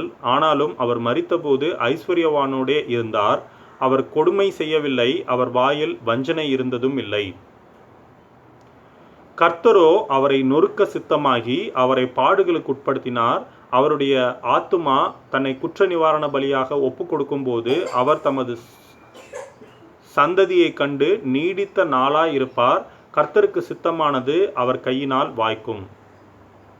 ஸோ நேற்று கூட ஒரு குரூப்பில் ஒரு Bible college group, Gamaliel Bible காலேஜ்னு சொல்லிட்டு பைபிள் காலேஜ் குரூப்பு, அதில் சிலுவை பற்றிய பாடுகள், அந்த இயேசு கிறிஸ்துவை பற்றி ஒரு ரீசெண்டாக ஒரு ஸ்டடி ஒன்று போட்டாங்க. அப்போது ஒரு கான்வர்சேஷன் வந்ததாக இருந்தது. அதில் யூதாஸை ஏன் தேவன் அந்த மாதிரி ஒரு பாத்திரமாக மாற்றிட்டாரு, சம்திங் அந்த ஒரு யூதாஸ் பற்றி ஒரு கான்வர்சேஷன் ஒன்று வந்ததாக இருந்தது. ஸோ அதில் நிறைய விஷயங்கள் இருக்கு இல்லையா? அப்போ தேவன் ஏன் யூதாஸையும் ரட்சித்து இருக்கலாமே அப்படின்ற மாதிரி ஒரு கான்வர்சேஷன் வந்தது. ஸோ அவ்வளோ தூரம் யோசிக்கிற நாம் ஏன் தம்முடைய ஒரே பேரான குமாரனை சிலுவைக்கு போகாமல் அவர் தடுத்து இருந்திருக்கலாமே? அவர் ஏன் இவ்வளோ பாடுகள் பட்டு தான் இந்த ஒரு ரட்சிப்பின் வழியை அவர் ஏன் வச்சுருக்காரு? அது அவருடைய திட்டமாக இருக்குது. கர்த்தரோ அவரை நொறுக்க சித்தமாகி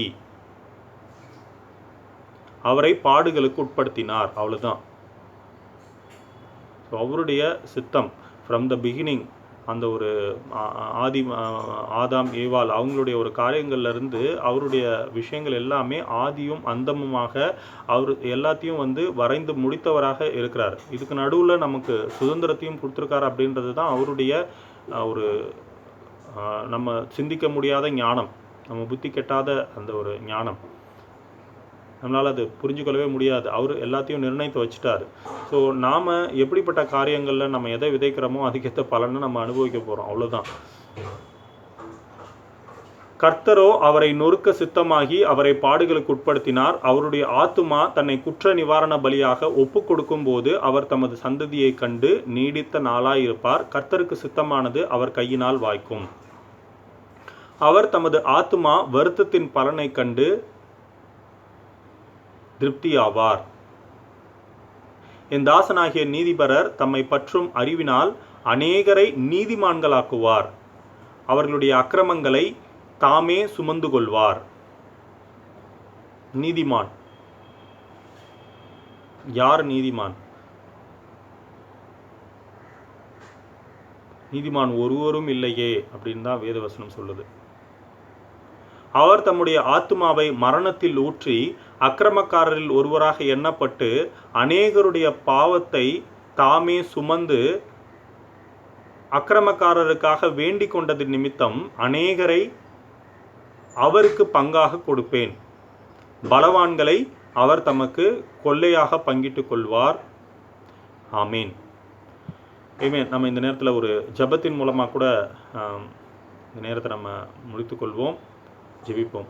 அப்பா பிதாவே, இந்த அருமையான காலை வேளைக்காக நன்றிப்பா. இன்னைக்கு எங்களுக்கு ஒரு பாக்கியத்தை கொடுத்தீங்க. ஏசாயா 53வது அதிகாரம் தேவனே, அது நாங்கள் தியானிக்கிறது எங்களுடைய ஒரு பாக்கியமாக இருக்குது. இதை எங்களுடைய மொழியில் நாங்கள் படிக்கிறோம். இன்றைக்கி தேவனே இது ஆதிகால அந்த ஒரு 1ஆம் நூற்றாண்டு கிறிஸ்தவத்தை பற்றி நாங்கள் பார்க்கும் பொழுது அங்கே ஆவிக்குரிய ஒரு காரியங்கள் தான் இருந்தது. எழுத்து அப்படின்ற ஒரு விஷயம் அதுக்கப்புறம் நீங்கள் எல்லாருக்கும் கொண்டு போய் சேர்த்தவராக இருக்கீங்க. ஸோ இன்றைக்கும் நாங்கள் வந்து அநேக விஷயங்களை கற்றுக்கொண்டோம். நாங்கள் வந்து தடுமாறி குழம்பி போயிருக்கக்கூடிய ஒரு சூழ்நிலையில் இருக்கவங்களுக்காக நான் ஜெபிக்கிறேன்ப்பா. இந்த நேரத்தில் இதோ எங்களுடைய பலத்தினால் அல்லப்பா, உம்முடைய பலத்தினால் நாங்கள் காரியங்களை நடப்பிக்கிறதுக்கு தேவனே நாங்கள் வந்து ஒரு ஏதோ ஒரு கம்பல்ஷனில் நாங்கள் போய் மாட்டிக்க தேவையில்லை. இந்த உம்முடைய ஒரு ஆவியானவருடைய உந்துதல் எங்களுக்குள்ளே நீங்கள் கொடுங்கப்பா. நீங்கள் அப்படிப்பட்டவர்களுக்காக நான் ஜெபிக்கிறேன். இதோ அவங்கள நீங்கள் உற்சாகப்படுத்தி எழுப்ப வல்லமை உள்ளவர்களாக இருக்கீங்க. ஸோ எங்கள் ஒவ்வொருத்தரோட வாழ்க்கையிலும் அப்படிப்பட்ட தருணங்களை நாங்கள் கடந்து போகிறோம். ஸோ அந்த நேரத்தில் எங்களை பலப்படுத்துகிற தேவனே உம்முடைய கிருபைக்காகவும் இரக்கங்களுக்காகவும் நன்றிப்பா. இந்த நாளில் கூட உம்முடைய ஒரு சிலுவை பாடுகளை குறித்து அது தீர்க்க தரிசனமாக சொல்லப்பட்ட வசனங்களை குறித்து நாங்கள் பார்த்தோம். அது வந்து உம்முடைய ஒரு மக்களுக்காக அப்படின்னு சொல்லி நாங்கள் இன்றைக்கி படிக்கும்போது ஐசாயாஸ் பீப்புள் ஃபார் மை பீப்புள் அப்படின்ற ஒரு வார்த்தைகளை கூட இங்கே நாங்கள் இங்கிலீஷ் வெர்ஷனில் பார்த்தோம். ஆனால் தேவனே நீங்கள் எவ்வளவா வந்து புறஜாதியாருக்காக வெளிப்பட்டீங்க. அதுக்கப்புறம் ஸோ நாங்கள் அதை ஆல்ரெடி நாங்கள் தியானித்திருக்கிறோமே. இது வந்து உம்முடைய ரட்சிப்பு வந்து என்றென்றைக்கும் நிற்கும், தலைமுறையோடு இருக்கும், அது பூமியின் கடையாந்திரங்கள் எங்கும் ஒழிக்கக்கூடியதாக இருக்கும் அப்படின்னு சொல்லி உம்முடைய அந்த பெரிய இரக்கங்களுக்காகவும் கிருபைக்காகவும் உம்முடைய வழிநடத்துதலுக்காகவும் நன்றிப்பா. இன்றைக்கி நாங்கள் ஒவ்வொரு அடியாக நாங்கள் எடுத்து வைத்து எங்கள் வாழ்க்கையில் போகும்பொழுது இயேசு என்ற நாமத்தினால நாங்கள் சகலத்தையும் ஜெயித்து ஜெயம் பெற்றவர்களாக இருக்கிறதுக்காக நன்றி. எப்பொழுதும் எங்கள் மாம்சத்தின் காரியங்களால் நாங்கள் வந்து ஜெயிக்கணும் அப்படின்னு நாங்கள் போகாதபடிக்கு எங்களை நீங்கள் போதித்து வழிநடத்துவதாக இருக்கீங்க. மந்தையின் ஆடுகளாக நாங்கள் வந்து அவனவன் தன் வழியிலே ஆடுகளை போல சிதறி போனான் அப்படின்றபடி இல்லாமல் இதோ நாங்கள் உம்முடைய சத்தத்துக்கு நீங்கள் மேய்ப்பனாக இருந்து நீங்கள் என்ன செய்தீங்களோ, நீங்கள் என்ன அடிச்சுவடுகளை எங்களுக்கு மாதிரியாக பின்வைத்து போனீங்களோ அந்த காரியங்களில் நாங்கள் போகிறதுக்கும் இதோ வந்து தன் ஜீவனை ரட்சிக்க தன் ஜீவனை வந்து பாதுகாக்க விரும்புகிறவன் அது இழந்து போவான், என் நிமித்தமாக தன் ஜீவனை இழந்து போகிறவன் அதை ரட்சித்து கொள்ளுவான் நீங்கள் எங்களுக்கு சொல்லி கொடுத்துருக்கீங்க. தன்னைத்தான் வெறுத்து அனுதினமும் தன் சிலுவை எடுத்துக்கொண்டு என்னை பின்பற்ற கடவன் எங்களுக்கு சொல்லி கொடுத்துருக்கீங்க. ஸோ இப்படிப்பட்ட வசனங்கள் தான் எங்களுக்கு அடிப்படையாக இருக்கிறதுக்கு எங்களுக்கு உதவி செய்யுங்கப்பா. உம்மிடத்திலிருந்து வருகின்ற ஆசீர்வாதமான காரியங்களையும் நாங்கள் வந்து கேட்குறத நீங்கள் கொடுத்து எங்களுக்கு ஏதோ அலோவ் பண்ணி எங்களுக்கு கொடுத்துருக்க அந்த வாழ்க்கையின் மேலேயே நாங்கள் பற்றுதலாக இல்லாதபடிக்கு உம்முடைய சித்தம் செய்கிறதுக்கு எங்களை வணைந்து உருவாக்குங்கப்பா. இந்த பாத்திரம் அப்போ தான் வந்து மகிமையான பாத்திரமாகவும் மன நிறைவான பாத்திரமாகவும் இந்த பூமியில் இருக்கும்னு சொல்லிட்டு நாங்கள் விசுவாசிக்கிறோம். ஸோ நீங்கள் எங்கள் வாழ்க்கையில் அனுமதிக்கிற விஷயங்களாக நாங்கள் வந்து பற்றி கொண்டு இல்லாமல் நீங்கள் எங்களுக்காக வைத்திருக்க சித்தத்தை நாங்கள் உணர்ந்து அதில் நடை போடுறதுக்கு எங்களுக்கு பலத்தையும் ஞானத்தையும் கொடுங்கப்பா. இது பரிசுத்த ஆவியினால் நிரப்புவேன்னு சொன்ன தேவனே உங்கள் இடத்துல பரிசுத்த ஆவியை கேட்குறோம்ப்பா. நீங்கள் தருவது அதிக நிச்சயம் அல்லவான்னு சொல்லி நாங்கள் வசனத்தில் பார்க்குற மாதிரி நிச்சயமாக நீங்கள் அதிகமாக எங்களை நிரப்ப வல்லமை உள்ளவராக இருக்கீங்க. எங்களை எடுத்து பயன்படுத்துங்க. இது வந்து உண்மை தெரியாதவர்களுக்கு நாங்கள் உண்மை அறிவிக்கிறதுக்கும் இது வந்து நீதியின் தேவனாகவும் அன்பின் தேவனாகவும் தேவனே ஆதியும் அந்தமானவராகவும் சர்வ சிருஷ்டிக்கும் எஜமானராகவும் இருக்கிற ஒரே ஒரு தேவனே உண்மை அந்த உலகம் தெரிந்து கொள்ளட்டும். மதம் இந்த ஒரு பிரிவினைகளுக்கு அப்பாற்பட்டு தேவனே உன்னதமான தேவனா ஒருவரும் சேரக்கூடாத ஒளியில் வாசம் பண்ணுகிறவராக இருக்கிற உண்மை நாங்கள் பற்றி கொள்ளவும் உம்மிடத்திலிருந்து வருகின்ற அடைக்கலத்தில் நாங்கள் வாழவும் உம்முடைய மகிமையை உம்முடைய வல்லமையை இந்த பூமிக்கு தெரிவிக்கக்கூடியவர்களாக இருக்கிறதுக்கும் எங்களை எடுத்து பயன்படுத்துங்கப்பா. உலகத்துக்கு உப்பாகவும் ஒளியாகவும் இருக்கிறீர்கள்னு சொல்லி எங்களை நீங்கள் முன்குறித்து எங்களை அழைத்தீங்களே, அந்த பாதையில் எங்களை பலப்படுத்தி வழிநடத்துங்கப்பா. எங்கள் தவறுகள் தப்பிதங்கள் மீறல்களை மன்னித்து எங்களை நீதியின் பாதையில் வழிநடத்துகிற தேவனே, இவைகளெல்லாம் எங்களுக்காக மரித்து உயிர்த்தெழுந்த இயேசு கிறிஸ்து என்னும் நாமத்தினாலே ஜெபிக்கிறோம் ஜீவனுள்ள நல்ல பிதாவே. ஆமீன், ஆமீன். Have a good day brothers and sisters. So again நான் சொன்ன மாதிரி இதை நான் வந்து எல்லாருக்கூடையும் நான் இப்போ பகிர்ந்து கொள்கிறேன். எத்தனை பேருக்கு வந்து அநேக விஷயங்கள் புரியுதா அப்படின்னு சொல்லி எனக்கு தெரியாது. ஆனால் தேவனுடைய ஆவியானவர் அவர் வழிநடத்த வல்லமை உள்ளவராக இருக்கார். பரிசுத்த ஆவியானவர் அவர் இறங்கும்போது அவர் வந்து இந்த ஜாதி, இந்த இனம், இந்த மதம் அதெல்லாம் அவர் பார்க்கக்கூடிய தேவன் இல்லை. அவருக்கேற்றபடி நீதியான கிரியைகளை செய்யக்கூடிய எந்த மனுஷனாக இருந்தாலும் அவர் எடுத்து பயன்படுத்த வல்லமை உள்ளவராக இருக்கார். நம்ம கோரேஸை கொடுத்து நம்ம இதுக்கு முன்னாடி படிச்சுட்டு வந்தோம். கோரேஸ் என்ற அந்த ராஜாவை குறித்து அவர் வந்து ஒரு பர்ஷிய இனத்தானா அப்படி தான் நினைக்கிறேன் நான். ஒரு சரியாக ஞாபகம் இல்லை. ஆனால் வந்து இஸ்ரவேல் ஜனங்களில் இருந்தவர் கிடையாது. ஸோ அப்படிப்பட்ட ஒரு ஒரு அரசரை ஒரு வெளியில் இருந்த ஒருத்தரை எடுத்து அவர் பயன்படுத்தக்கூடியவராகவும் அவர் வந்து மேய்ப்பன் அப்படின்னு சொல்லக்கூடியவராக இருப்பார். ஸோ வந்து அவருக்கேற்ற நீதியான கிரியைகள் யாரிடத்துலேருந்து வெளிப்படுதோ அவங்கள அவர் எடுத்து பயன்படுத்த வல்லமை உள்ளவராக இருக்கார். அவர் வந்து பூரண சர்க்குணராக இருக்கிறனால தீயோர் மேலும் நல்லோர் மேலும் மழையை பெய்ய பண்ணுகிற தேவனாக இருக்கிறார் அப்படின்னு வசனம் சொல்லக்கூடியதாக இருக்குது. அவர் பார்ஷியாலிட்டி பார்க்குற தேவன் கிடையாது. இவங்கெல்லாம் கெட்டவங்க, இவங்களாம் நல்லவங்க, இவங்களாம் நம்ம ஆள், இவங்களாம் அவங்க ஆள், அந்த மாதிரி தேவன் கிடையாது. ஏன்னா அவர் தான் சகலத்துக்கும் அடிப்படையாக இருக்கார், சர்வ சிருஷ்டிக்கும் எஜமானராக இருக்கார், ஆதியும் அந்தமானவராக இருக்கார், ஒருவரும் சேரக்கூடாத ஒளியில் வாசம் பண்ணுகிறவராக இருக்கார். ஸோ இந்த மாதிரி விஷயங்களை தேடி நீங்களும் படித்து பாருங்கள். ஸோ எல்லாத்துக்கும் ஆதாரமாக இருக்கிற இந்த வேதத்தை பற்றி கொள்ளுங்கள். மனிதர்களை பார்க்காதீங்க, மனிதர்களை பார்த்து சோர்ந்து போக்காதீங்க. மனிதர்களில் நிறைய சரிகளும் இருக்கும், தவறுகளும் இருக்கும். பெரிய பெரிய ஆட்கள் கூட ஏதோ தவறி ஒரு சில விஷயங்களை விழுந்திருக்கலாம். இன்றைக்கி இருக்கக்கூடிய இந்த கடைசி காலத்தில் அநேக பரியாசங்களும் நல்ல விஷயங்களையே வந்து குழப்பி சொல்லக்கூடிய விஷயங்களும் இருந்து கொண்டிருக்கு. பெரிய ஊழியம் செய்த மனிதர்களோட ஊழியங்கள் தரக்குறைவாக பேசப்படுது. அந்த காரியங்களில் யாரும் போய் விழுந்து போயிடாதீங்க. எல்லாத்துக்கும் ஆதாரமாக இருக்கிற இந்த ஒரு வேதத்தை தேடி படியுங்க. அதை தேடி இந்த புத்தகம் வந்து காலகாலமாக இருந்து கொண்டிருக்கு. அது நமக்கு ஒரு பெரிய ஒரு அடையாளமாக இருக்குது. ஒரு நம்ம ஸ்கூலில் படிக்கிற ஒரு சிலபஸே வந்து அப்பப்போ மாற்றிடுறாங்க. புதுசாக ஏதோ வந்து உள்ளே கொண்டு வந்து போடுறாங்க. அதில் எவ்வளோ விஷயங்கள் போயிட்டுருக்குன்னு நீங்கள் நம்மளை சுற்றி என்ன நடக்குதுன்னு தேடி பார்த்தீங்கன்னா தெரியும். ஆனால் நேற்றும் இன்றும் என்றும் மாறாதவராக அவருடைய வார்த்தைகள் அவருடைய ஒரு மக்களுக்கு ஒரு வழிகாட்டியாக இருக்கணும் அப்படின்னு முன்குறித்து வைத்த இந்த வார்த்தைகள் வந்து அவருடைய ஒரு பலத்தினால, அவருடைய ஒரு ஆவியின் அந்த ஒரு காரியத்தினால அது வந்து தொடர்ந்து அதனுடைய பாதையில் அது இருந்து கொண்டிருக்கக்கூடியதாக இருக்குது. அந்த ஒரு அடையாளத்தின் நிமித்தம் இதை வந்து எடுத்து படியுங்க. அதில் இருக்க சந்தேகங்களை கேளுங்க. ஸோ என்னுடைய ஒரு ஷேரிங்கில் உங்களுக்கு என்ன டவுட்ஸ் இருந்தாலும் நீங்கள் கமெண்ட்ஸில் எனக்கு தெரிவிக்கலாம், இல்லை தனிப்பட்ட முறையில் எனக்கு கூட போடலாம். ஸோ நிச்சயமாக ஆவியானவர் வழிநடத்துவாராக. அவருடைய வழிநடத்துதல் நம்ம வாழ்க்கையில் எல்லாத்துலேயும் நிரம்பி வர்றதுக்காக நான் ஜெபிக்கிறேன். நான் தொடர்ந்து ஜெபித்துக்கொள்கிறேன். எனக்காகவும் தொடர்ந்து ஜெபித்துக்கொள்ளுங்கள். Have a good day, brothers and sisters. Bye.